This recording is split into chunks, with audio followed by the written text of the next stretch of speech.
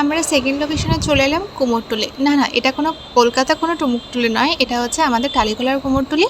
মানে এটা হচ্ছে আমার কাকা শ্বশুরের বাড়িতে। এখানে হচ্ছে আমরা শ্যুট করলাম সেকেন্ড শ্যুটটা।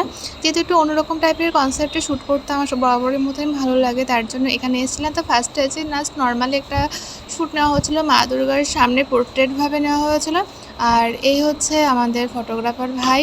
তো ওর হচ্ছে যেইভাবে ফটোগুলো তুলছিল, আমি ভাবছিলাম ভাই এত কষ্ট করতে হয় একটা ফটোর পেছনে, আমার যেমন মেকআপের পেছনে করতে হয়, তেমন ফটোগ্রাফার ভাইদের বা তাদের তো যতটা পরিমাণে কষ্ট করতে হয়, প্লাস মডেলদের ওদের এক্সপিরিয়েন্স বা সব কিছু মিলিয়ে হচ্ছে 100-এর পরে 200 এরকম একটা ব্যাপার হয়েছে। এতটা কষ্ট করতে হয়, দেখতেই পাচ্ছেন আপনারা।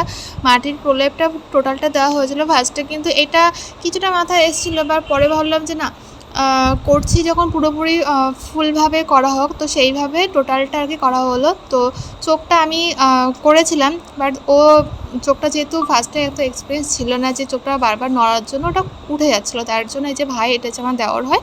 তো ওকে বললাম ভাই তুমি তাহলে চোখটা একটুখানি করে দাও মায়ের। তো মায়ের ও যেহেতু করে আর কি, ঠাকুর বানায়, তার জন্য ও প্রপারভাবে চোখটা জাস্ট করে দিল।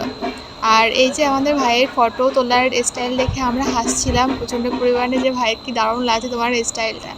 আর কিছু কিছু ক্লিপ নেওয়া ছিল, বাট আমাদের একটাই মাথাতেই ছিল না, এই যে কাশফুল, এটা ও এতটা কষ্ট করে এনেছিল মডেল আমাদের, তো তারপরেও আমরা দিদি ইউজ করতে পারিনি, ভুলে গেছিলাম।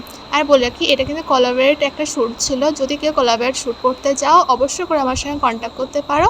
আর কেমন লাগলো ব্লগটি অবশ্যই করে কমেন্টের মধ্যে জানিও, ভালো লাগলে শেয়ার করো, লাইক করো, কমেন্ট করো, আর সাবস্ক্রাইব তো অবশ্যই। টাটা আজকের মতন।